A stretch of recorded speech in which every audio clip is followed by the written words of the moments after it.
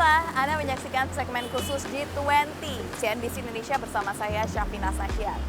Kali ini saya akan meliput KTT dari salah satu side event kegiatan G20, yaitu Y20 ataupun Youth 20 yang akan diadakan pada tanggal 18 sampai dengan 24 Juli 2022 di Jakarta dan Bandung. Jadi pemirsa, Y20 ini merupakan kegiatan yang mengumpulkan sejumlah pemuda, baik pemuda ataupun delegasi dari Indonesia dan juga negara-negara yang tergabung di G20 untuk berkumpul dan membahas apa saja sih yang menjadi perhatian dari kepemudaan di sejumlah negara ini, serta nantinya akan mengeluarkan usulan yang akan dibawa ke Presiden Joko Widodo dengan harapan akan menjadi kebijakan ataupun regulasi demi memperbaiki masa depan kepemudaan di Indonesia ataupun di negara-negara lain yang tergabung di G20. Nah, sekarang nih saya akan mengunjungi lokasi dari KTT Y20 yang ada di Jakarta dulu, yaitu tepatnya di Hotel Kempinski. Kira-kira seperti apa kegiatan saya dan apa hasil akhirnya nanti? Ikuti terus.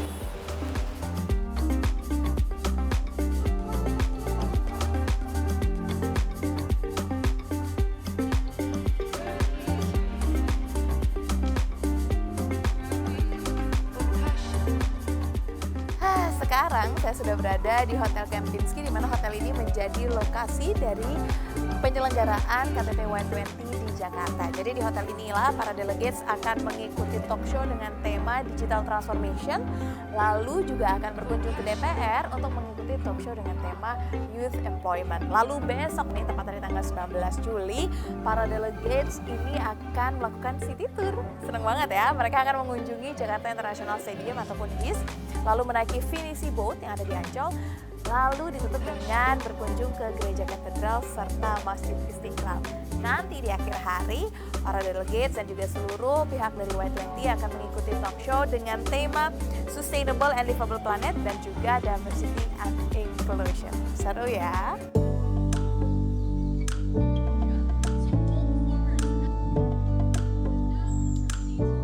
Agenda Summit Y20 di Jakarta dihadiri oleh sejumlah nama besar ibu kota.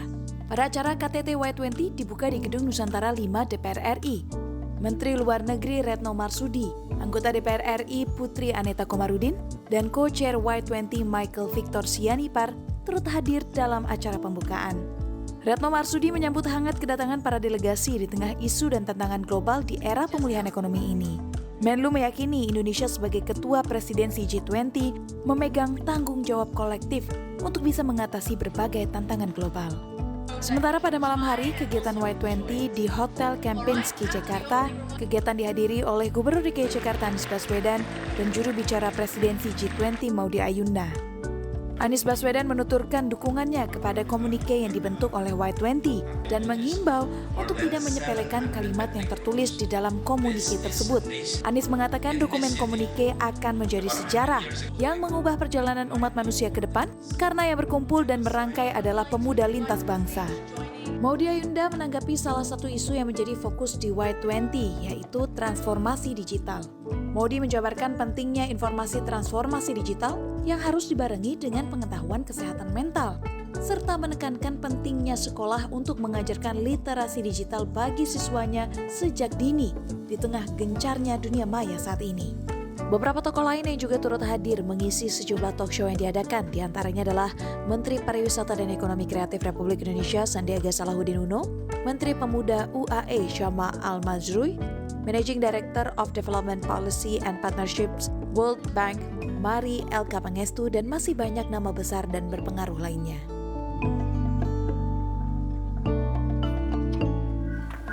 Selesai sudah agenda dari KTT Y20 yang diadakan di Jakarta. Nah, sekarang saya akan siap-siap untuk berangkat ke Bandung, karena di Bandung nanti masih akan ada beberapa meeting session, lalu ada city tour juga, serta ditutup nantinya dengan pembacaan hasil dari diskusi setelah semua Y20 diadakan sebelum-sebelumnya. Jadi langsung aja kita berangkat. Let's go!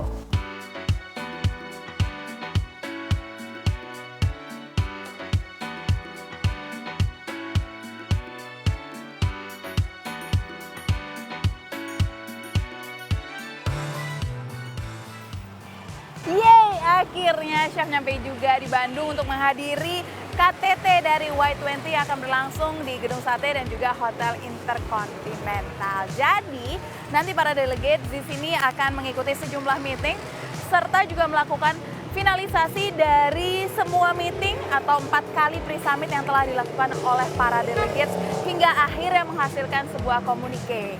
Lalu selain meeting, nanti para delegates juga akan mengikuti city tour untuk mengunjungi sejumlah iconic place yang ada di Bandung. Seru banget ya, langsung aja yuk kita ikutin.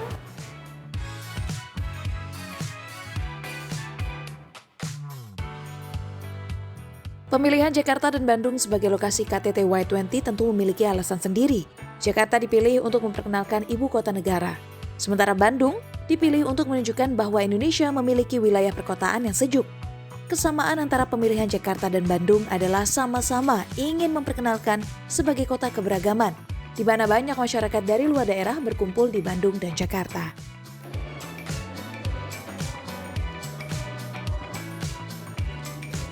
Pada saat KTT Y20 di Bandung dilaksanakan, sejumlah nama besar juga turut hadir, dimulai dari Gubernur Jawa Barat Ridwan Kamil hingga pada closing ceremony dihadiri oleh Menteri Koordinator Bidang Pembangunan Manusia dan Kebudayaan Republik Indonesia Muhadjir Effendi, Menteri Pemuda dan Olahraga Republik Indonesia Zainuddin Amali, Menteri Koordinator Bidang Perekonomian Republik Indonesia Erlangga Hartarto, dan Co-Chair of Y20 Indonesia 2022 Rahayu Saraswati. Y20 selalu diadakan ketika G20 berlangsung. Tujuannya adalah untuk mengumpulkan pemuda-pemudi yang tergabung dalam G20, perwakilan dari negaranya masing-masing, untuk berkumpul, berdiskusi, beradu argumen terkait tentang isu global ataupun yang menjadi fokus dari para pemuda itu sendiri. Nah, di Indonesia sendiri, Y20 diadakan dalam 4 kali pertemuan dengan 4 tema berbeda. Pre-summit pertama berlangsung di bulan Maret, tepatnya di Palembang, membahas tentang youth employment. Lalu pre-summit kedua berlangsung di bulan April, tepatnya di Lombok NTB, membahas tentang digital transformation.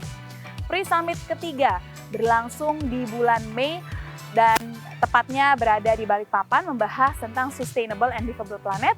Lalu pertemuan keempat ataupun pre-summit keempat ini berlangsung di bulan Juni di Manokwari, membahas tentang diversity and inclusion. Hingga akhirnya KTT Y20 ini berlangsung di Jakarta dan Bandung.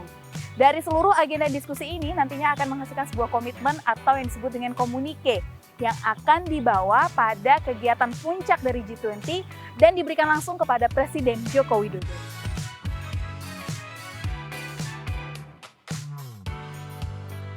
Dari 4 isu utama yang dibahas, salah satu isu yang ramai diperbincangkan serta berdampak nyata kepada pemuda dunia adalah transformasi digital. Wakil Menteri Luar Negeri Mahendra Siregar mengatakan bahwa transformasi digital menghadirkan peluang yang tidak didapatkan sebelumnya, serta maraknya inovasi anak muda. Chief of Special Project Peluang Roni Hutahayan menanggapi dengan merujuk dari data IMF yang menunjukkan inklusi keuangan digital dapat mendorong perkembangan ekonomi hingga 2,2%.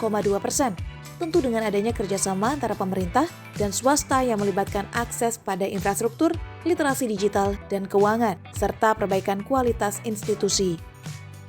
Menteri Pemuda dan Olahraga Republik Indonesia Zainuddin Amali berharap persahabatan yang dijalin oleh para delegasi Youth20 Indonesia 2022 bisa terjaga. Hubungan baik yang telah dibangun generasi muda dalam forum tersebut diharapkan bisa menjadi nilai baik di masa depan. Menpora Amali juga mengapresiasi seluruh ide atau gagasan yang dihasilkan oleh pemikiran para delegasi Y20 dan berharap ide serta gagasan tersebut bisa menjadi dasar pengambilan kebijakan dalam urusan kepemudaan ke depannya. After this event, I sincerely hope that we'll be able to work together to turn the ideas of recommendation into concrete action with your vision and vision. I believe that we can make it happen. In this, the final event, after all the musimon you have since March, you may come from different countries and different backgrounds, but you tetapi Anda saat ini menjadi satu keluarga di bawah atap Y20. Dalam mendorong literasi keuangan, peluang bekerja sama dengan Y20 melalui beragam program edukatif. Salah satunya adalah peluang menekan MOU dengan Ikatan Alumni UI terkait program peningkatan literasi keuangan di kalangan anak muda yang turut disaksikan oleh Co-Chair Y20 Indonesia 2022, Michael Sianipar. Pentingnya literasi keuangan untuk pemuda juga menjadi perhatian bagi Anies Baswedan dan Ridwan Kamil. Jadi when it comes to ketika sampai pada urusan literasi, jangan dibayangkan literasi itu baca, tulis. Tapi literasi itu minimal 5 aspek dan itu harus dimiliki. Jadi kalau saya melihat tiap keluarga, tiap sekolah, yuk perhatikan literasi dasar yang harus dimiliki oleh kita semua. Sehingga literasi jadi bekal untuk pengetahuan. Tapi harus tambah, namanya critical thinking. Critical thinking ini dibutuhkan untuk bisa mengakses ide apapun yang diberikan.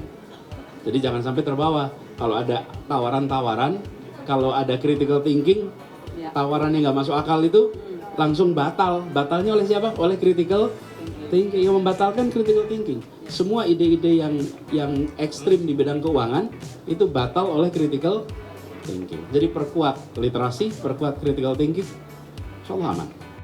Nah, literasi keuangan bagi pemuda ini harus jadi sebuah hal yang wajib, harus menjadi hal yang menjadi biasa seiring mereka menggunakan teknologi. Jadi harap diingat, HP itu bukan hanya alat komunikasi, tapi HP itu sekarang di anak-anak muda menjadi alat produksi. Nah, gunakan mobile phone, smartphone-nya ini salah satunya untuk hal yang sangat penting, yaitu akses keuangan, literasi keuangan.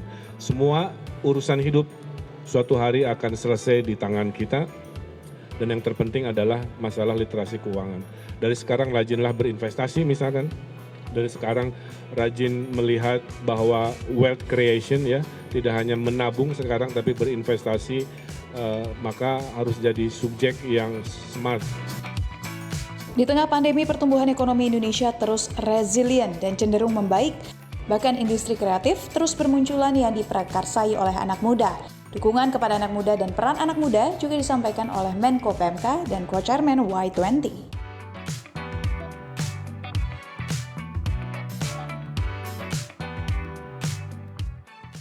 Para KTT Y20 merupakan momentum strategis bagi pemuda untuk memberikan rekomendasi kebijakan kepada para pemimpin dunia di G20. Kenapa? Karena pemudalah yang akan menjadi pelanjut mereka sebagai pemimpin masa depan. Melalui KTT Y20, para pemuda tergugah kesadarannya mengenai permasalahan global. Kesadaran itulah yang akhirnya melahirkan konsensus 4 area prioritas Y20. Perubahan. Kita juga mendengar bahwa anak muda ini adalah masa depan. Tapi saya ingin menantang asumsi ini. Ada 1,8 miliar anak muda di seluruh dunia hari ini. Di negara-negara seperti Indonesia, bahkan anak muda adalah demografi atau kelompok mayoritas. Kami bisa melalui perjuangan atau kesulitan ekonomi akibat pandemi karena kami adalah anak muda yang produktif. Jadi kami bukan hanya masa depan tetapi juga masa sekarang. Ternyata pentingnya literasi keuangan bisa membawa dampak yang sangat besar sekali bagi bangsa. Kalau begitu, saya mau ngobrol langsung dengan Peluang terkait seberapa besar kontribusi Peluang membantu pemerintah memberikan literasi keuangan dan dampak ke depannya bagi bangsa.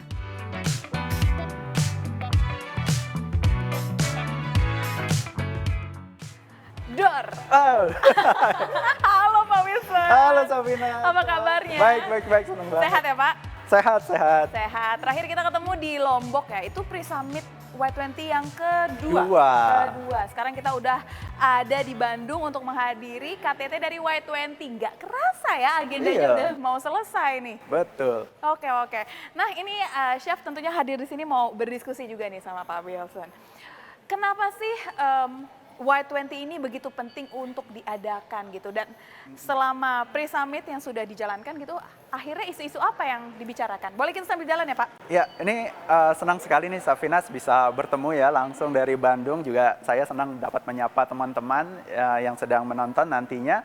bahwa ini salah satu momen bersejarah juga nih nanti bagi Indonesia. Nah, mungkin sebelum kita bicara mengenai U20, saya coba jelaskan sedikit mengenai G20 ya. Di mana G20 ini memang suatu forum yang dapat dikatakan yang paling strategis saat ini, di mana para pemimpin dunia dapat berkumpul dan juga berdialog mengenai apa saja tantangan-tantangan atau isu yang dihadapi dunia dan apa saja sih rekomendasi-rekomendasi kebijakannya. Nah, G20 ini memang terdiri dari, kita sebutnya 20 anggota, tapi salah satu anggotanya ini itu merupakan Uni Eropa. Uni Eropa. Di mana Uni Eropa juga memiliki 28 negara anggota. Jadi makanya bisa dibayangkan betapa pentingnya forum ini, mengingat keanggotaan G20 ini mewakili lebih dari 2/3 penduduk di dunia dan juga merepresentasikan 80% dari perekonomian dunia, gitu kan. Kemudian juga mewakili 75% dari perdagangan secara global. Nah,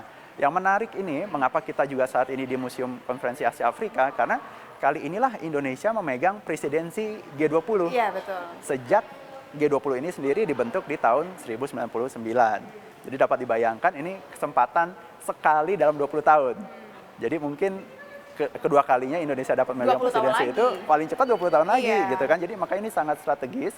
Kemudian kita juga melihat bahwa Indonesia pun merupakan satu-satunya negara ASEAN yang menjadi anggota dari G20. Nah, tentu isu-isu yang diangkat di dalam G20 itu bermacam-macam ya. Tadi mulai dari perekonomian, ketenaga kerjaan, pastinya kepemudaan, energi, dan juga isu perdamaian nih, Saf. Dan kita kan senang sekali ya melihat Presiden Jokowi juga berperan aktif nih sebagai presidensi G20 untuk memediasi konflik yang terjadi antara Rusia dan Ukraina. Karena ini semua kan mempengaruhi banyak aspek dalam kehidupan kita juga ya, konflik yang berlangsung. Nah, karena isunya tadi banyak nih, G20 ini memang memerlukan forum-forum penunjang. Salah satu yang utama memang U20. Nah, apa sih U20? Ya, U20 ini forum dialog juga, tapi dikhususkan bagi para pemuda-pemudi yang dari G20. Gitu. Jadi, dan peran pemuda ini memang sangat penting. Mengingat setengah dari populasi dunia itu memang berusia di bawah 30 tahun, gitu ya. Jadi keterwakilan, gagasan, masukan dari para pemuda ini menjadi sangat penting karena pada akhirnya saat diimplementasi kan para pemuda ini akan menjalankannya juga, gitu. Nah, disinilah kita melihat isu-isu yang diangkat oleh Y20 juga sudah mengalami proses pemilihan. Ada 4 nih, Saf, yang sudah dipilih. 4 isu utama. 4 isu ini juga nggak sembarangan dipilih karena prosesnya juga telah melalui survei yang melibatkan 5.700 pemuda-pemudi. Bisa dibayangkan ya, dari anggota G20. Dan isu ini juga disaring lagi terkait dengan isu apa yang paling mendesak saat ini dari perspektif pemuda. Nah, 4 isu ini kalau saya boleh share, ada ketenaga kerjaan pemuda, kemudian transformasi digital, planet yang berkelanjutan dan layak huni, dan yang terakhir ini juga keberagaman dan inklusi. Jadi 4 isu ini yang menariknya nih ya, dibandingkan dengan KTT Y20 sebelumnya, diadakan 4 kali pra-KTT. 4 kali pra-KTT yang dimulai dari bulan Maret. Ya, di Palembang. Di Palembang, Lombok, Balikpapan, dan juga Manokwari. Nah, ini menarik. Kenapa? Karena kita kan dalam merepresentasikan suara pemuda harus melibatkan sebanyak mungkin kan. Jadi makanya dibentuklah 4 kali pra-KTT untuk memastikan nih ada suara yang mewakili Indonesia Barat. Misalnya ya, ada suara dari Indonesia Tengah. Dan yang terakhir Manokwari Timur. Dan di Balikpapan pun strategis karena itu nantinya akan menjadi ibu kota negara kita yang baru. Gitu, Sal. Wah, ini menarik sekali. Tapi Chef masih punya banyak pertanyaan nih. Kita sambil jalan ke sana kali ya. Ini karena seru banget, Chef baru pertama kali ke sini jadi mau lihat yang di sana ada apa nih.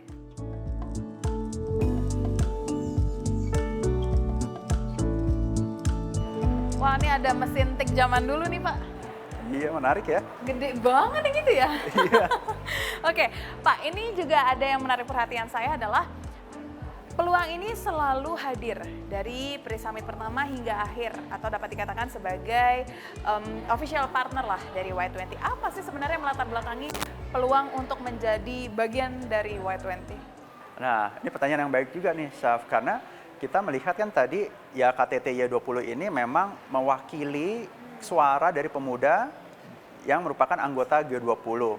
Kemudian kita juga tadi pahami bahwa pemuda pun merupakan tulang punggung ya perekonomian. Nah, juga saya ingin sharing juga nih pepatah yang dikatakan Bung Karno. Apa tuh? Dulu dia bilang, beri aku 1000 orang tua, akan kucabut Semeru dari akarnya gitu kan. Kemudian beri aku 10 pemuda, akan kuguncang dunia. Wah, gitu iya, benar, kan. benar, Jadi dengan semangat seperti inilah kami melihat di peluang ya bahwa ini merupakan isu penting yang perlu kita support, kita bantu.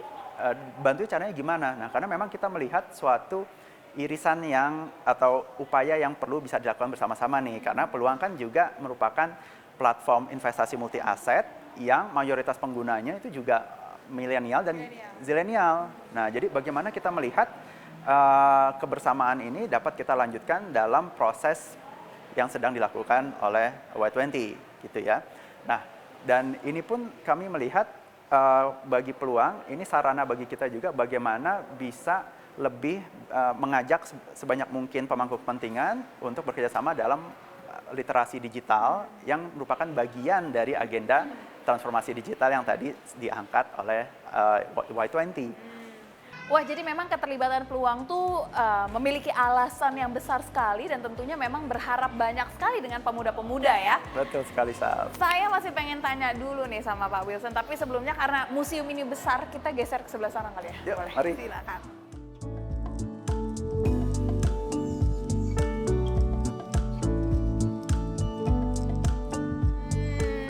Ini dia nih Pak Wilson yang tadi masuk tuh langsung attract my attention. Ini adalah diorama dari pembukaan sidang konferensi Asia Afrika. Keren banget ya? Keren banget. Ini kayak asli loh, Pak Soekarno-nya juga kayak asli. Mungkin ini kali ya gambaran sidang yang berlangsung zaman dulu dan sekarang mungkin bisa lebih canggih. Betul. Ya nggak sih? Ini di tahun 1955. Iya, ya kan? Seperti ini, keren banget. Saat ini pasti lebih keren lagi ya nggak sih? Oke, kita balik lagi ke topik tadi, Pak Wilson. Apa sih sebenarnya menjadi fokus utama dari agenda Y20 ini bagi peluang? Nah, tadi kan kita juga sudah bicara G20, kemudian Y20. Nah, yang semangat yang memang kita bawa ini adalah tadi semangat pemuda gitu ya, bahwa ya pemuda ini merupakan agen perubahan dan juga agen pembangunan. Oleh karenanya pemuda ini memiliki tanggung jawab yang besar sebenarnya. Bagaimana bisa menghadapi isu-isu yang ada, tantangan-tantangan yang ada di dunia saat ini, dan bagaimana bisa mengelolanya, seperti itu. Jadi kita pun melihat anak muda ini yang sangat luar biasa dapat menciptakan ide-ide baru yang sangat kreatif dan dapat dikatakan out of the box. Nah, jadi memang isu yang penting bagi peluang salah satu itu memang transformasi digital. Karena transformasi digital ini merupakan fondasi utama dan kunci ya bagaimana bisa perekonomian di Indonesia khususnya dari sisi ekonomi digitalnya ini dapat terus berjalan dan juga dapat diakselerasi gitu. Jadi memang pemuda ini penggerak ekonomi. Nah, jadi kita melihat transformasi digital ini pun nanti ada kaitannya dengan literasi digital dan literasi keuangan. Nah, ini yang memang kami lakukan di peluang. Bagaimana kita juga bisa membuka akses yang lebih besar nih kepada para masyarakat agar mereka juga dapat mengenal produk-produk investasi, produk-produk keuangan dan bagaimana cara kerjanya. Nah, tapi jangan lupa juga Syaf, bahwa selain isu-isu transformasi digital, kami pun di Peluang sangat mendukung komunitas-komunitas kreatif nih, kreatifpreneur. Nah, ini contohnya outfit yang saya gunakan saat ini nih. Ini khusus didesain oleh Adri Basuki. Dan dia memang mengusung konsep-konsep keberlanjutan ya. Jadi ini bahan yang digunakan ini bahan daur ulang. Iya, recycle ya. Recycle dan ini juga produk brand lokal. Dan ini juga menggambarkan semangat peluang nih untuk mendukung green investment gitu kan. Iya, jadi green economy yang juga sekarang lagi bergerak ya. Betul, itu kan juga satu padu dengan circular economy ya. Jadi kami melihat, oke deh, kita memang harus konkret, kita kerjasama dengan salah satunya Mas Adri Basuki. Wah, luar biasa sekali ya, ternyata keterlibatan peluang ini tidak hanya sebagai official partner saja, tetapi juga karena memiliki latar belakang yang sejalan dengan visi misinya dari Y20 dan juga G20. Ini keren banget sih Pak Wilson. Oke Pak Wilson, ini kan karena kita sudah berkeliling di Museum Asia Afrika, Pak Wilson mau nggak kalau saya ajak jalan-jalan ke Gedung Sate? Oh mau banget. Mau banget ya? Oke, kalau gitu langsung aja kita jalan ya Pak. Yuk.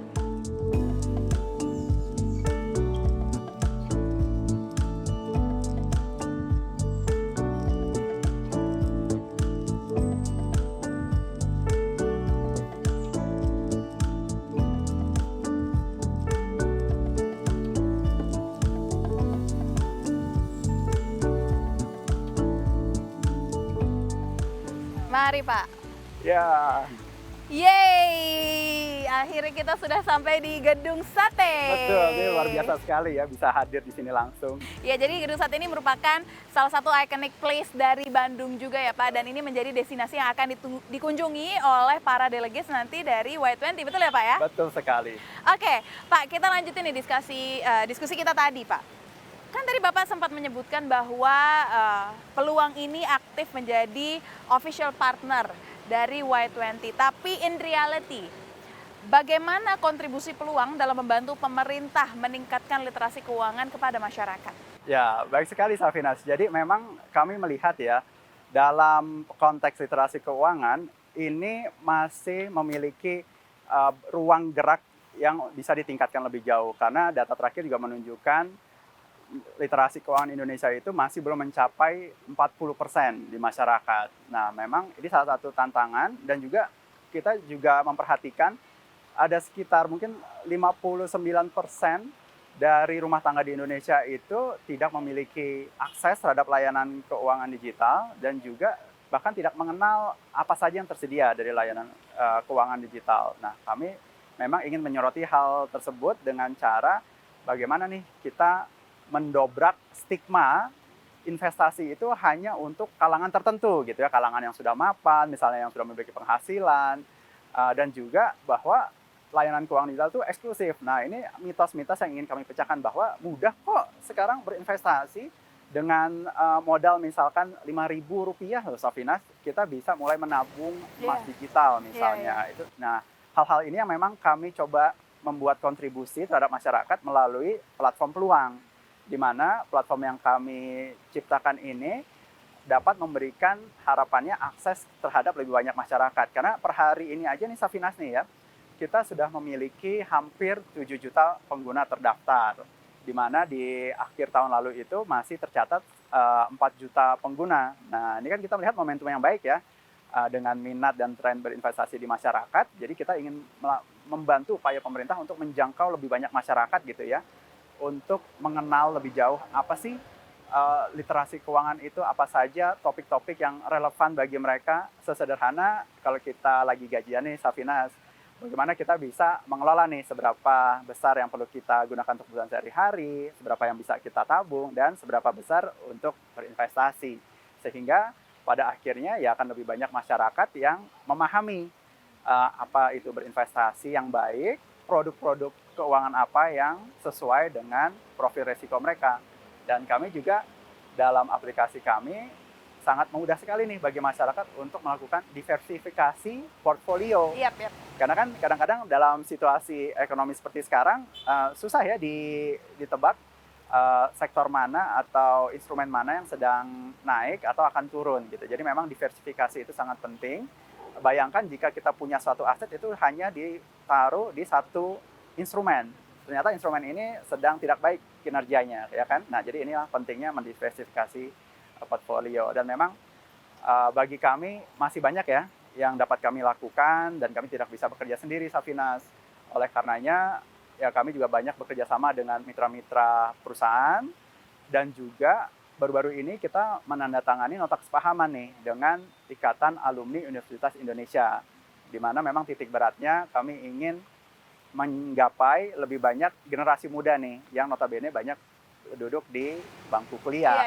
Dan jangan lupa juga terakhir kan kita mengadakan kerjasama bareng nih dengan CNBC Indonesia untuk mengadakan kelas cuan ya, bagaimana milenial melek finansial, di mana kami juga menghadirkan beberapa public figure seperti ya ada Christian Sugiono, Aura Kasih, Mas Safir Senduk, bahkan ada juga kami berterima kasih untuk perwakilan Bapepti hadir secara langsung.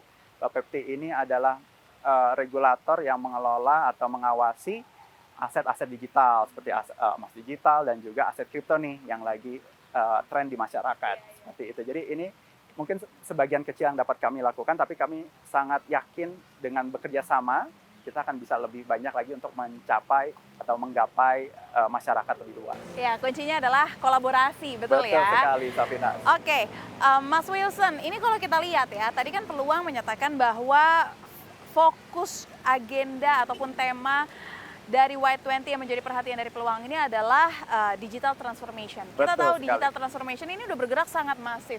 Ya. Betul. Tapi apa sih sebenarnya menjadi kendala terbesar dari pergerakan transformasi ini sehingga sepertinya belum menjangkau semua area di Indonesia?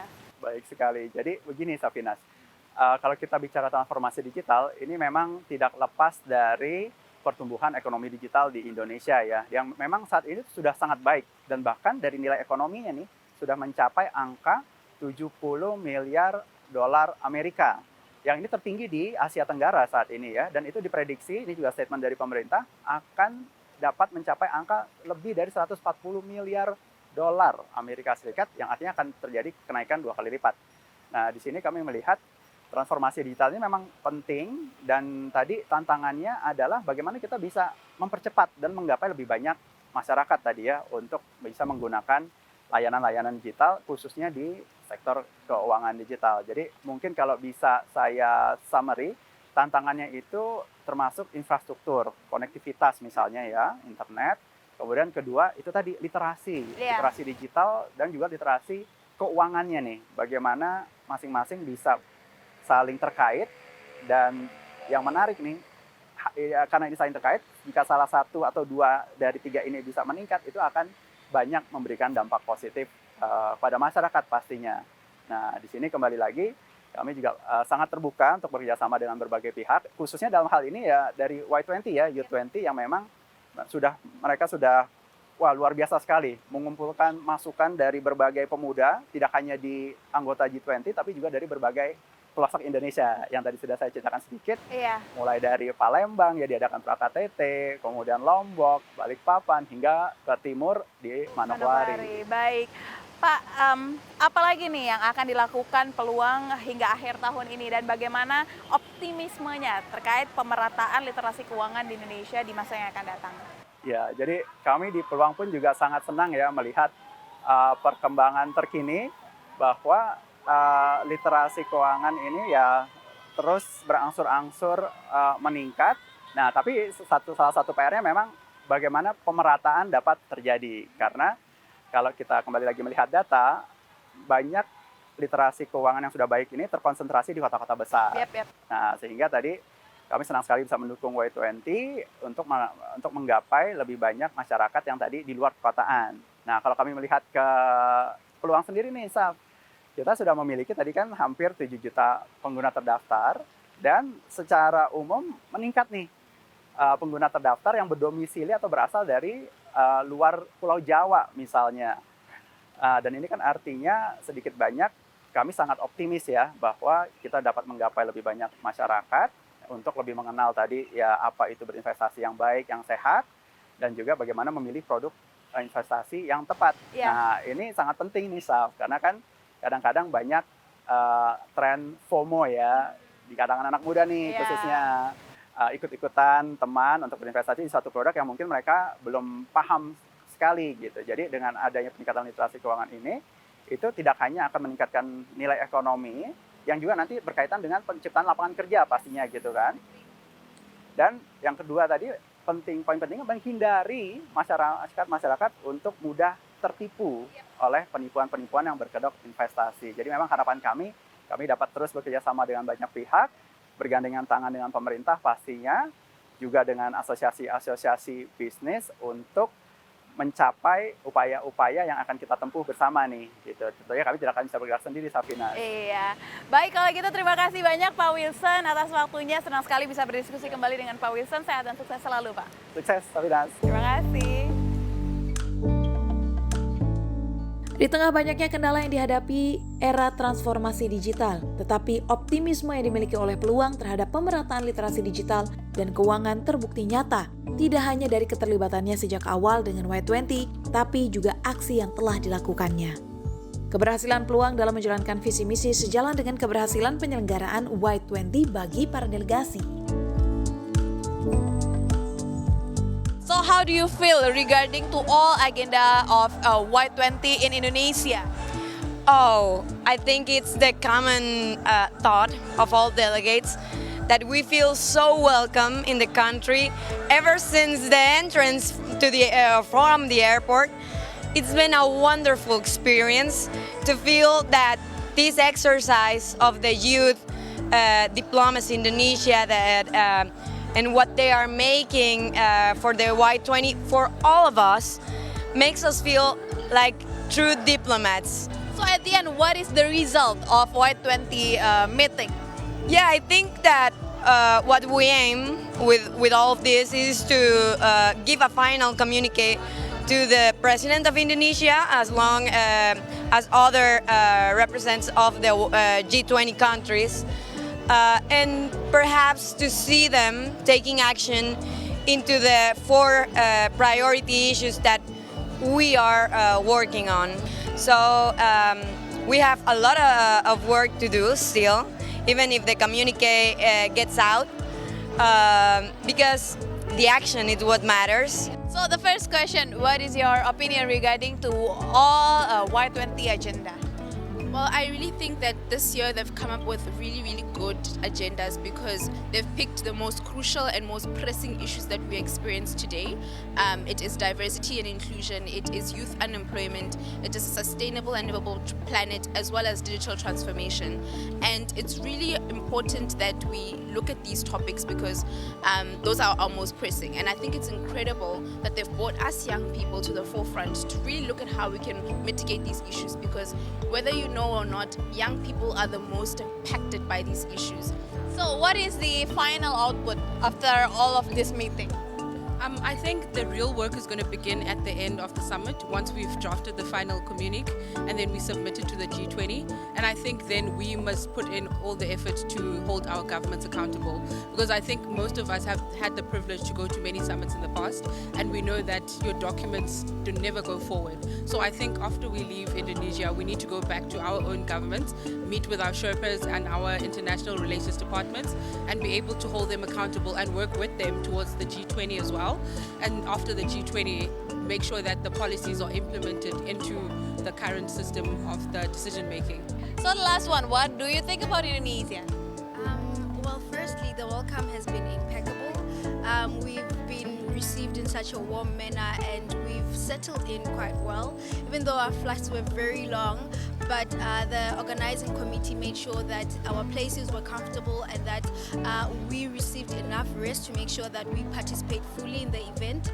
And overall, the country has been nice. Of course, the weather is a little bit warmer than South Africa, but the overall reception has been warm, and the Indonesian people are actually quite friendly. So we've enjoyed our experience so far.